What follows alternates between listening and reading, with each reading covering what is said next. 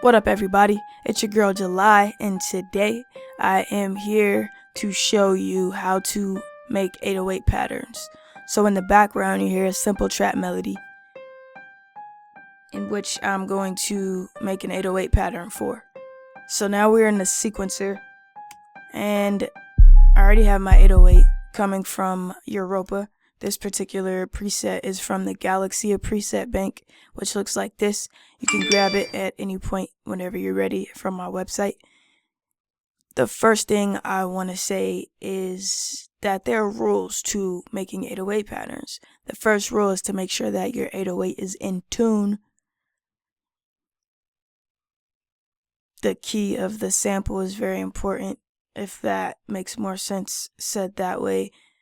Second thing you want to do is make sure your 808 pattern is in the same scale as your melody. So my melody is in C minor, and we can see it up here. So I'm going to make my 808 pattern in C minor. The third thing I want to do is demonstrate to you the first 808 pattern I ever learned. So it looks like this. Just gonna draw it out.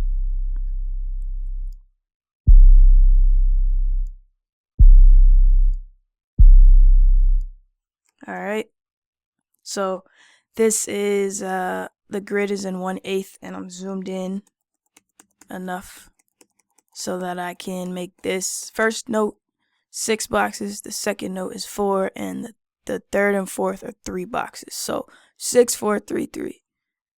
This is the very first 808 pattern I learned. So I'm going to duplicate it so you can hear what it sounds like. Whoops.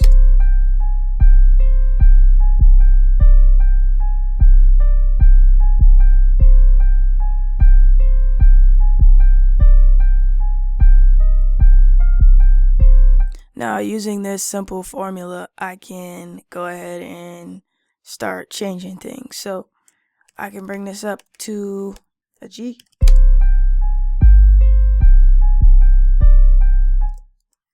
Bring this up to an F.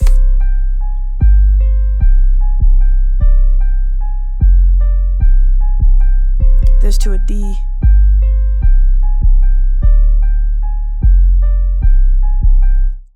Let's go ahead and move these up to D as well, and bring this up to perhaps this A.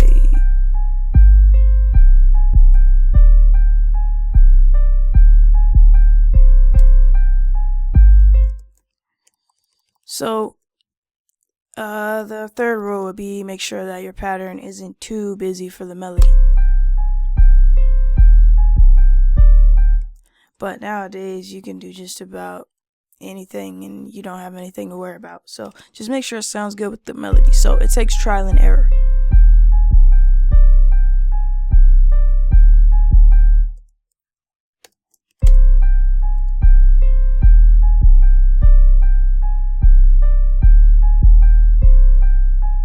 Alright, so we could do something like that, or we can even mix it up. So using that basic pattern that I drew, which was 6, 4, 3, 3.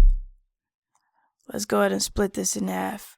Keep in mind, you can put your 808 in any of these boxes. It doesn't matter where you put it, and I'll demonstrate that in a second. Alright, so let's see.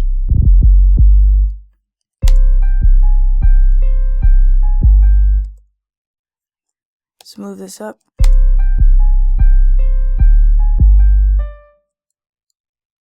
You can move this back down. Duplicate this, and let's demonstrate that you can put your 808 in any of these boxes. Let's go ahead and put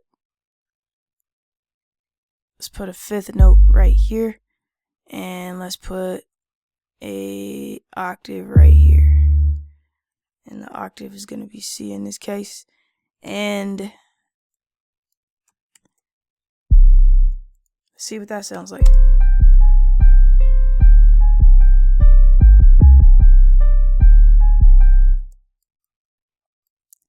Gonna add a note here. Put this on this G here. We can add 808 rolls. Typically, we want to do that towards the end of a pattern. You can do it in the middle, but like I said, you don't want it to be too busy.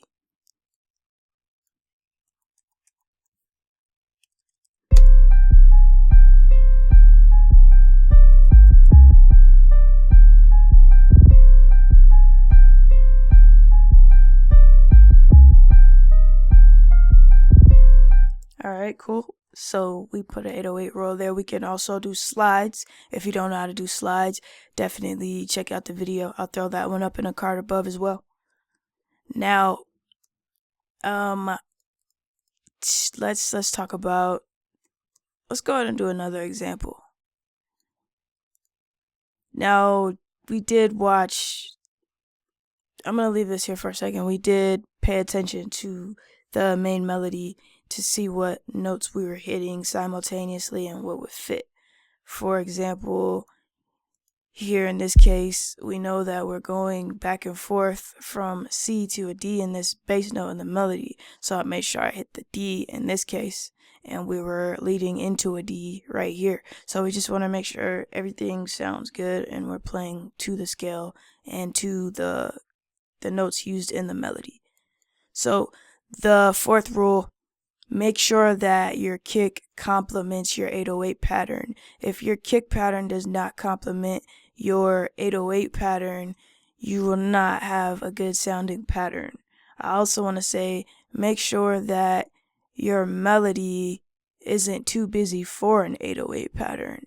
Sometimes if your melody is doing too much, you might need 50 different 808 patterns, which is cool if you know how to solo and whatnot, but if your melody is doing too much and is switching too much, it's going to be really hard to fit an 808 pattern into the sequence. And when I say doing too much, I mean like more than 4 different sample change sequences. Keep in mind, you're going to have to do a different 808 pattern for each different sample change that you do. So let's go ahead and program a kick pattern that makes sense with this pattern, with this 808 pattern, and then we'll do one that doesn't make sense. Actually, we'll start with one that doesn't make sense, and we'll go from there.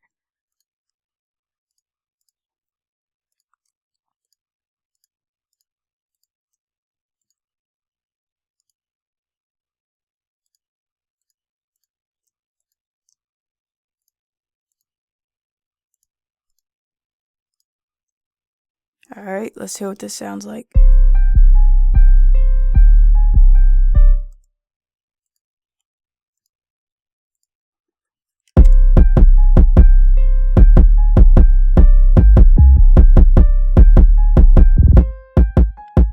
Now we hear that it sounds pretty good, but we also hear that it gets really busy. So let's figure out where it gets busy and then strip those parts away.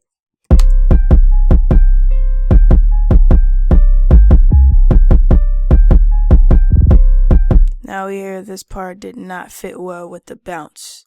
So if we decided we wanted to keep the first pattern that I have here, we could. But ultimately, we could also keep it very bare and basic. We can do just that first one, or we can follow the 808 pattern, which is a very easy way to complement an 808 pattern by just mirroring the movement with the kick.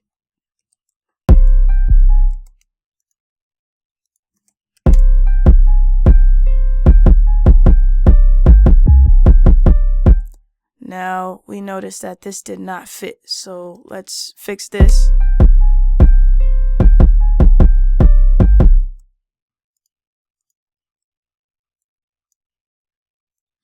And we can go ahead and loop this portion. We'd be starting here, ending here for this bar, or this portion of the bar.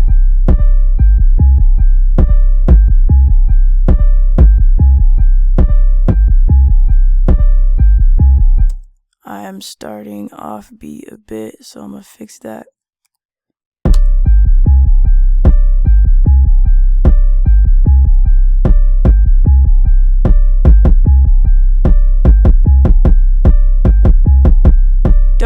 where the snare hits. You can if you want to. It's up to you. Moving to the next bar.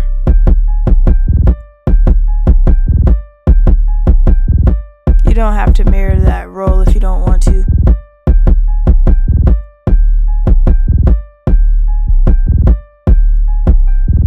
And I would strip that a bit. And now we have a kick pattern that is complementing our 808 pattern. It doesn't have a completely different rhythm.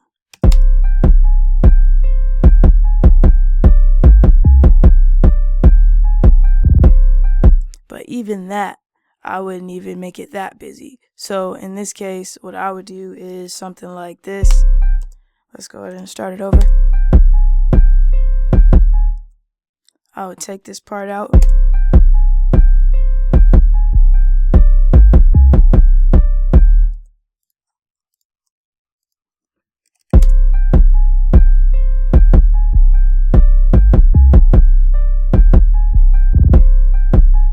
And this is all subject to preference. So as far as making sure everything complements each other, that is going to be something that you ultimately learn on your own. There is no definite rule to that. Alright, let's go ahead and choose a sample and do a couple more examples. Let's go with this Doom sample here. Alright, it's alternating between a D, E, and an F. So with that being said, we're going to make this 808 pattern in D minor.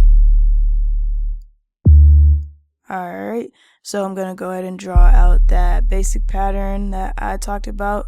It was 6, 4, 3, 3.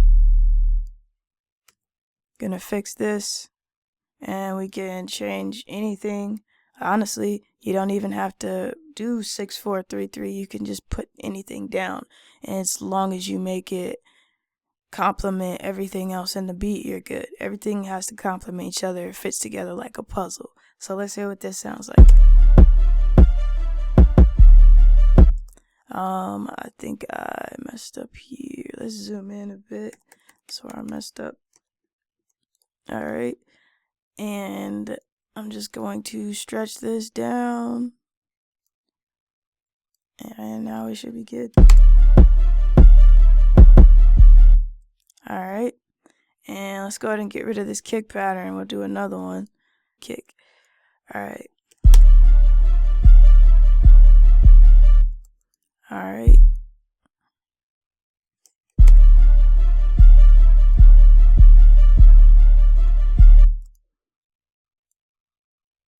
Gonna cut that one in half. Gonna duplicate this here. And now I'm going to start changing the pitches of the 808. So I said we're alternating between D, E, and F. It's going like.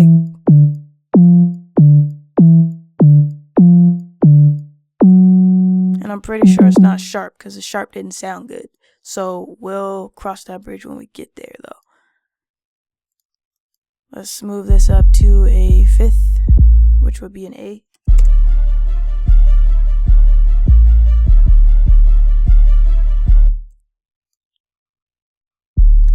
Whoops, didn't mean to move that. Going to duplicate this note here as well. And move this up.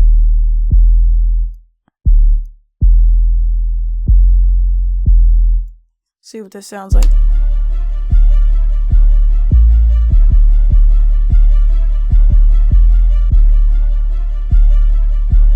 Now, important notes that you want to make sure you hit or pitches are the 5th and the octave, which is the exact letter note above. You can also go below. In sliding, it's easier to go below and higher above, but it's all preference. As I said before, if you want to know how to slide, definitely check out the video on the cards.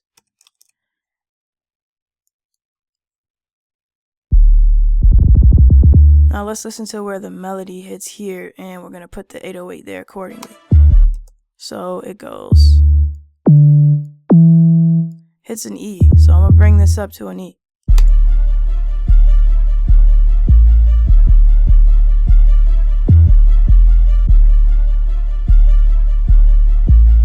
Now we don't even have to follow the pattern I gave you. We could do something different, like, alright, let's move this over just a little bit. Alright, cool.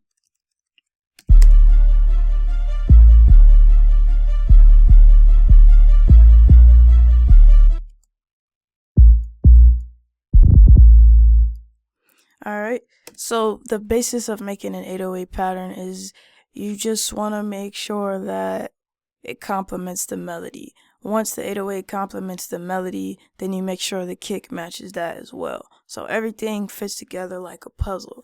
And if you remember what I said earlier about the 6-4-3-3, you can still see that type of thing prominent in the regular in the parts of the 808 pattern I have now.